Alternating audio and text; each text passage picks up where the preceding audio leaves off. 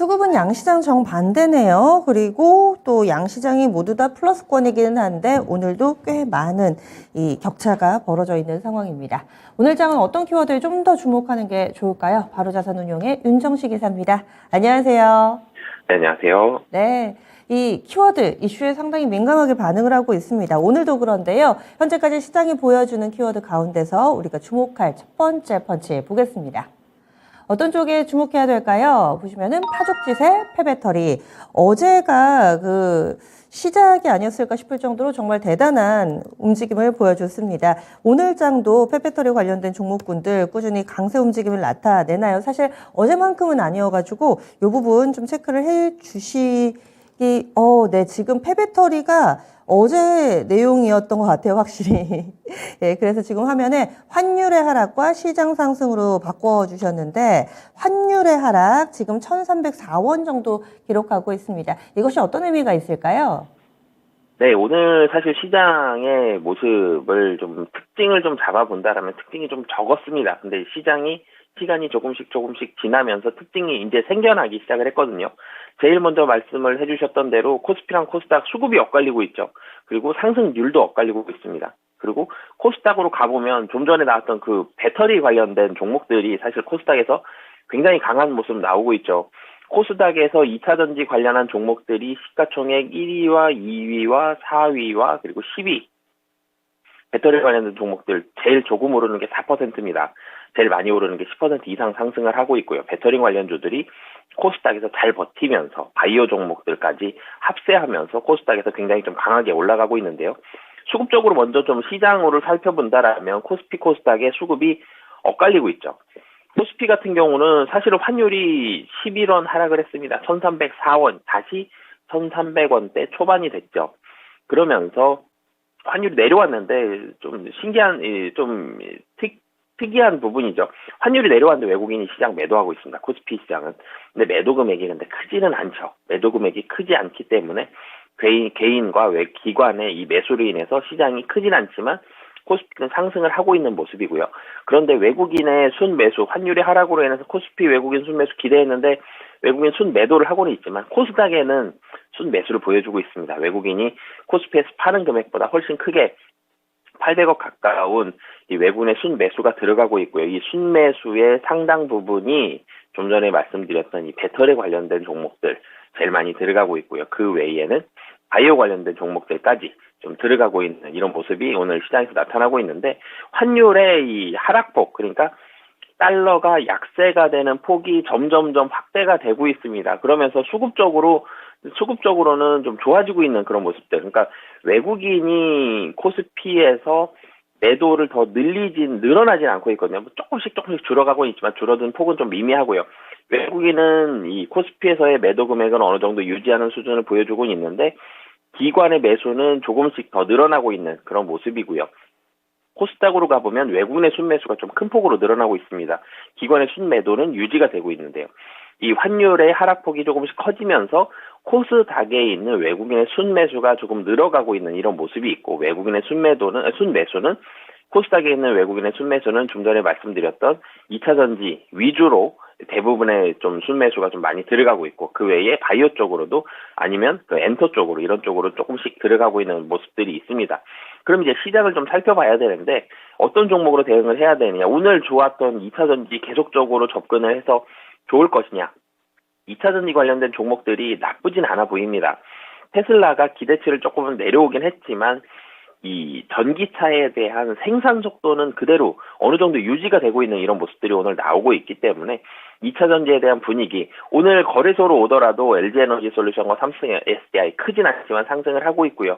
전체적으로 2차 전지는 분위기를 어느 정도 유지하고 있고 실적도 늘어난다라는 부분이 있어서 긍정적인 모습은 있지만 2차 전지가 코스닥은 좀 부담스럽죠. 너무 단기에 너무 많이 올랐기 때문에 이런 부분들은 좀 부담스럽고 오늘 강한 2차 전지를 제외해놓고 본다라면 중국 관련된 종목들을 계속적으로 좀 주목을 해보셨으면 좋겠습니다. 시가총액이 우선 크지가 않다라는 점이 어떻게 보면 호재라고 보여지고요. 시장이 많이 올라가기 쉽지 않죠, 지금 분위기가. 그렇다면 시가총액 최상위 종목들은 이 박스권 안에 갇혀있을 가능성이 높습니다. 그렇기 때문에 이 종목들 제외해서 중국의 소비와 관련된 종목들에 특히나 더 관심을 두셨으면 좋겠고요. 중국이 양회의 기간 동안에 경기 부양책 나온다. 그리고 성장률을 더 높이려고 노력을 할 것이다. 이런 부분들이 굉장히 가능성이 높은 상황이기 때문에 중국 소비가 늘어난다. 중국 경기를 부양한다.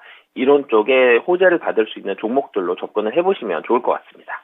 네. 그래서 환율의 움직임이 비교적 우호적으로 이제 조금씩 형성되기 시작했다 얘기를 해주시네요. 그리고 중국발 모멘텀 얘기를 해주셨는데 그러면 오늘의 두 번째 키워드 보겠습니다. 우리가 주목해야 할 펀치 키워드 어떤 게 있을까요? 바로 유통의 강세입니다. 유통 드디어 움직이네요. 백화점 3사 들고 계셨던 분들은 요즘 연초 장세 정말 원망스러우셨을 겁니다. 전혀 스포트라이트를 받지 못했는데 오늘 특히나 또 신세계 그룹주들을 중심으로 강세 움직임 띄고 있고 좀 전에 이 말미에 중국 관련 모멘텀 얘기를 해주셨는데 여기에도 좀 영향을 받겠죠. 유통주의 강세 그 가운데서 어떤 종목이 좀 눈에 띄시는지 강세 배경도 함께 짚어주실까요?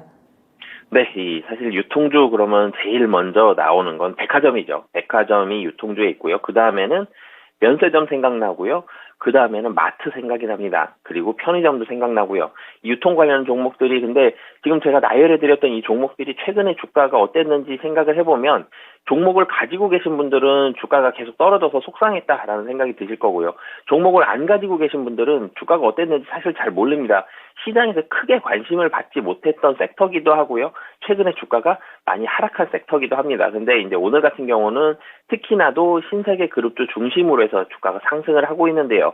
상승에 대한 배경과 어떻게 될지를 좀 말씀을 드려본다라면 우선 첫 번째로는 백화점과 면세점 관련한 종목들, 특히 백화점이 작년에 좋았죠. 코로나가 끝난 건 아니었지만 마스크 상당히 많이 벗었고요. 그리고 백화점도 편안하게 드나들 수 있었습니다. 그러면서 이 백화점에 대한 매출이 빠른 속도로 늘어났죠. 명품관 중심으로 매출이 늘어났고요. 그러면서 식품 쪽도 늘어나고요. 명품관 늘어나니까 2층, 3층으로 올라가죠. 의류도 소비가 늘어나고 있었습니다. 이런 모습들이 있었는데 보복 소비가 작년 상반기만 하더라도 보복 소비란 단어가 그래도 꽤 나왔었는데 금년은 작년 하반기도 그렇고요. 이런 보복 소비란 단어를 못 들어봤죠. 그만큼 피크아웃에 대한 우려감들이 시장에 있었습니다. 면세점도 마찬가지고요. 기대감 피크아웃이죠. 면세점은 어떻게 보면. 그런데 중국이 좀 열린다라는 포인트로 접근을 해보시는 게 첫 번째로 좋을 것 같고요.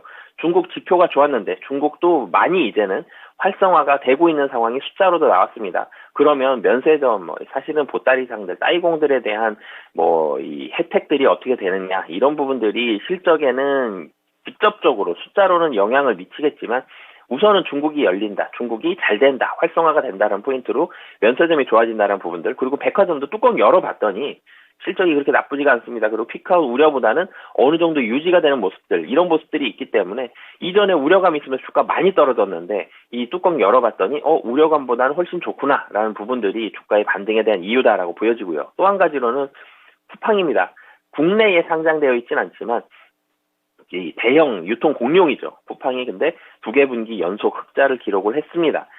물론 연간으로 따졌을 때 작년에 적자가 나긴 했지만 수조 원대의 적자를 내던 이전과는 다르게 1,000억 원대의 적자를 내면서 그리고 이제는 2개 분기 연속 흑자를 냈다는 얘기는 유통 쪽으로 특히 온라인 판매 쪽으로 이 백화점도 그렇고 다른 유통사들도 접근을 했을 때 쿠팡처럼 좋은 실적 성장이 나올 수 있는 가능성이 있다. 쿠팡이 다른 유통업들에 대한 기대감을 많이 끌어올렸다라고 보여지고요. 마지막으로는 가격 매력도입니다. 이 주가가 많이 떨어졌을 때 시장은 박스권 안에 갇혀 있는데 어떤 종목 살지 부담도 되고요.